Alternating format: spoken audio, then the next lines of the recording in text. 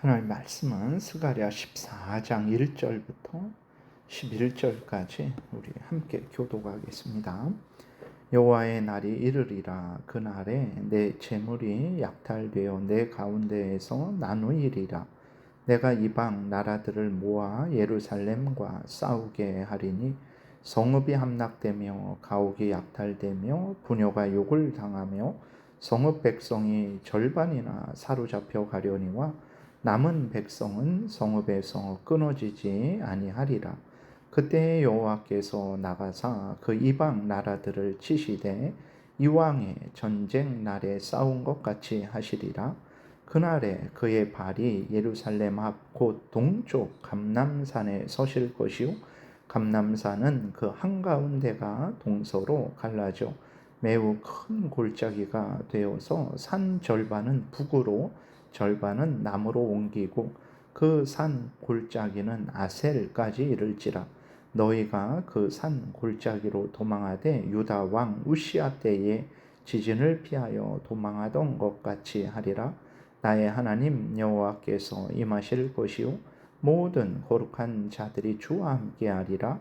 그 날에는 빛이 없겠고 광명한 것들이 떠날 것이라. 여호와께서 아시는 한 날이 있으리니 낮도 아니요 밤도 아니라 어두워 갈 때에 빛이 있으리로다.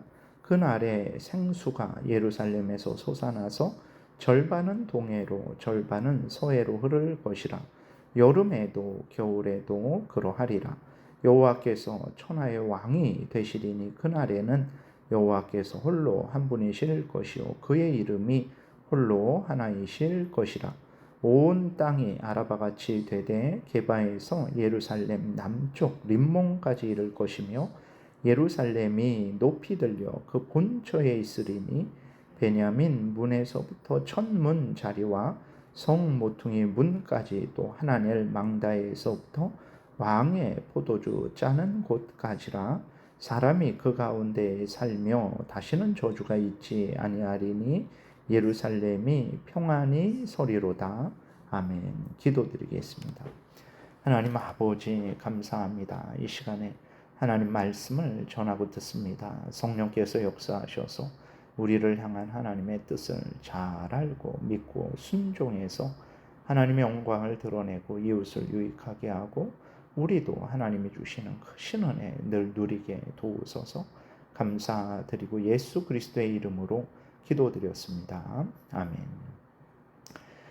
아직까지 1절부터 11절 본문을 스가랴 당시 이스라엘 백성들을 향한 하나님의 말씀으로 이렇게 해석을 했고, 또 여기에 덧붙여서 이제 이 말씀을 종말을 나타내는 말씀으로도 해석을 합니다. 1절, 2절에 이렇게 보게 되니까 여호와의 날이 이르리라. 그 날에 내 재물이 약탈되어 내 가운데에서 나누이리라.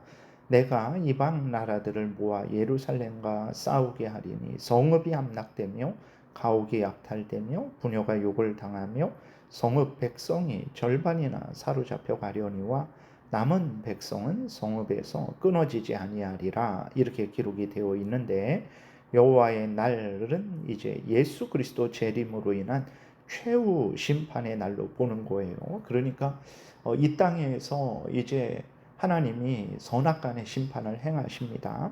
그런데 이 말씀을 이제 이 땅에서만 행하는 말씀으로만 보는 것도 잘못된 것이고, 또 이것을 종말의 말씀으로만 보는 것도 잘못된 거예요. 그렇다면 하나님은 종말의 심판을 행하시지 않냐? 그것도 안 되는 거죠. 그리고 그럼 하나님은 종말에만 심판을 행하시고 지금 여기에서는 하나님께서 심판을 행하시지 않냐? 이것도 안 되는 거죠. 그렇기 때문에 하나님께서 이렇게 여호와의 날을 말씀을 하셨을 때 이것을 현재로만 해석해서도 안 되고 또 종말로만 해석해서도 안 되고 이제 현재를 통해서 종말의 때를 또 알려주시는 그러한 말씀으로 해석을 해야 되는 거죠. 그래서 이 여호와의 날을 또 이제 종말로 해석하는 분들은 이제 최후 심판의 날로 보는데, 예루살렘이 이렇게 침략을 당하는 것을 이제 마지막 때 유대 민족이 당할 환란으로 해석을 하기도 합니다. 그리고 예루살렘을 교회로 해석을 하죠. 마지막 때에 이제 교회가 적그리스도와 그 무리들에 의해서 고난 당하는 것으로 그렇게 해석을 해요. 3절에 그때에 여호와께서 나가사 그 이방 사람 나라들을 치시되 이왕의 전쟁 날에 싸운 것 같이 하시리라.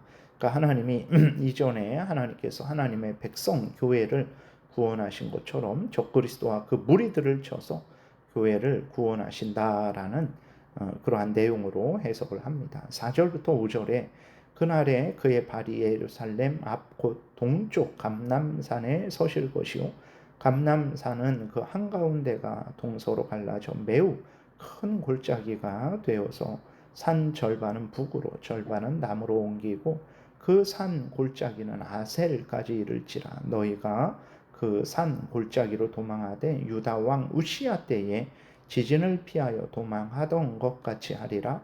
나의 하나님 여호와께서 임하실 것이요 모든 거룩한 자들이 주와 함께 하리라. 이렇게 기록이 되어 있는데, 그러니까 예수 그리스도께서 재림하실 때에 감람산에 이제 오신다라는 거죠. 예수 그리스도께서 재림하실 때에 너희들이 예수 그리스도께서 올라가신 그것을 본 그대로 예수 그리스도께서 재림하실 것이다.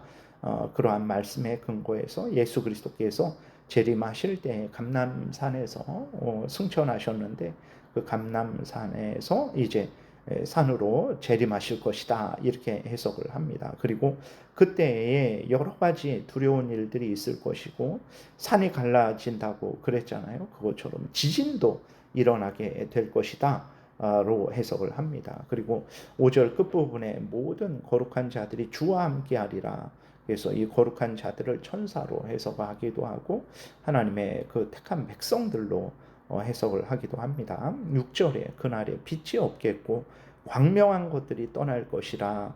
마태복음 24장 29절에 그날 환난 후에 즉시 해가 어두워지며 달이 빛을 내지 아니하며 별들이 하늘에서 떨어지며 하늘의 권능들이 흔들리리라 라고 이렇게 기록이 되어 있는 것과 같은 말씀으로 보는 거죠. 그러니까 스가랴서에 나오는 이 14장을 이제 같이 해석을 하는 거예요. 하나님께서 스가랴 당시 이스라엘 백성들을 향해서 하시는 말씀이고 동시에 그 말씀을 통해서 이제 종말에 대해서도 하시는 말씀이다. 이렇게 두 가지로 같이 해석을 해야 되는 것이죠. 7절에 여호와께서 아시는 한 날이 있으리니 낮도 아니요 밤도 아니라 어두워 갈 때에 빛이 있으리로다. 그래서 여호와께서 아시는 한 날은 이제 예수님이 재림하시는 날인데 이때는 그 누구도 모르죠. 오직 하나님만 아시기 때문에 여호와께서 아시는 한 날이라고 이렇게 말씀을 하신 것이고 낮도 아니요 밤도 아니요 어두워 갈 때 이것은 환난의 때를 나타내는 것입니다. 8절에 그날에 생수가 예루살렘에서 솟아나서 절반은 동해로 절반은 서해로 흐를 것이라. 여름에도 겨울에도 그러하리라. 그래서요. 그날에 예수 그리스도께서 오시는 날을 의미하는 것입니다. 그래서 이것을 이제 예수님의 초림으로 보기도 하고 또 예수님의 재림으로도 보기도 합니다. 예수님의 초림 때에 예수 그리스도께서 부활 승천하신 후에 성령께서 강림하시고 또 성령의 구원 역사가 예루살렘과 유대와 사마리아와 땅끝까지 이르러 이제 전파되게 되었죠. 그리고 또 이제 마지막 재림 때에 성령의 은혜가 얼마나 풍성할 것인지를 알려주시는 것입니다. 그래서 그 구약 때에는 성령의 구원 역사 이스라엘 백성들을 중심으로 이루어졌어요. 그러나 신약 이후로 성령의 역사는 말씀드린 대로 예루살렘과 유대와 사마리아와 땅끝까지 이르고 있죠. 그래서 우리들이 거듭나게 된 것입니다. 9절에 여호와께서 천하의 왕이 되시리니 그날에는 여호와께서 홀로 한 분이실 것이요 그의 이름이 홀로 하나이실 것이라. 구약 때에는 오직 이스라엘 백성들만의 하나님이셨죠. 물론 천지 만물을 창조하신 분으로서 모든 나라들, 모든 사람들을 주관하고 다스렸지만 이제 하나님의 그 구원받은 자들의 하나님으로서는 이스라엘 백성들만의 하나님이셨어요. 그러나 신약 이후로 하나님은 모든 택한 백성들의 하나님이 되셨죠. 종말 때에는 하나님은 구약과 신약의 모든 시대에 있었던 모든 택한 백성들의 왕이 되실 것입니다. 그래서 모든 택한 백성들은 오직 하나님만 믿고 섬길 거죠. 그리고 이제 그의 이름이 오직 홀로 하나이실 것이라, 이렇게 그 구절 끝부분에 있는 것은 이 땅에는 이제 사람들이 하나님을 잘못 알죠. 그래서 미신도 많고 잘못된 그러한 우상을 섬기는 자들이 많아요. 그러나 이제 재림 이후에는 그 모든 잘못된 것들이 사라질 것이죠. 거짓된 것들이 사라질 것입니다. 오직 살아계신 하나님만이 이제 우리와 함께 계실 것이죠. 그래서 이제 그 하나님의 이름이 홀로 하나이실 것이다 라고 이렇게 고백을 하는 것입니다. 10절에 온 땅이 아라바 같이 되되 게바에서 예루살렘 남쪽 림몬까지 이를 것이며 예루살렘이 높이 들려 그 본처에 있으리니 베냐민 문에서부터 천문 자리와 성 무퉁이 문까지 또 하나넬 망대에서부터 왕의 포도주 짜는 곳까지라. 그러니까 예루살렘이 높이 들린다. 다른 땅들은 낮아진다. 이랬을 때 이것이 지금 중동 땅에 있는 이스라엘 땅의 예루살렘이 높아지는 것을 말하는 것이 아닙니다. 예루살렘에서 전파된 복음이 온 세상에 퍼져서 온 세상을 지배한다. 그런 의미로 해석을 해야지 이제 되는 것이죠. 그 다음에 그 본처에 있으리라 그랬을 때에 10절 중간에 예루살렘이 높이 들려 그 본처에 있으리니 이것은 이제 주님 재림할 때에 이제 천국이 완성될 것으로 해석을 하는 것입니다. 그래서 이러한 것들을 또 해석할 때에 지금 중동 땅에 있는 그 예루살렘 중심으로 해석을 하게 되면 그것은 세대주의라고 합니다. 성경을 잘못 해석한 사람들이 다시 이제 다윗 왕조가 회복될 것이고 예루살렘 성전이 세워질 것이고 거기에서 구약의 제사들이 짐승 제사들이 다시 이제 이루어지게 될 것이다 라고 이렇게 주장을 하고 마지막 때에 그 중동 땅에 그 예루살렘 중심으로 이러한 일이 일어날 것이라고 하는데 절대 그러지 않습니다. 그렇게 되면 짐승 제사는 이제 신약의 예수 그리스도를 나타내는 그러한 예표들이었어요. 예수 그리스도가 오신 이후로는 그것은 필요 없게 되는 것이죠.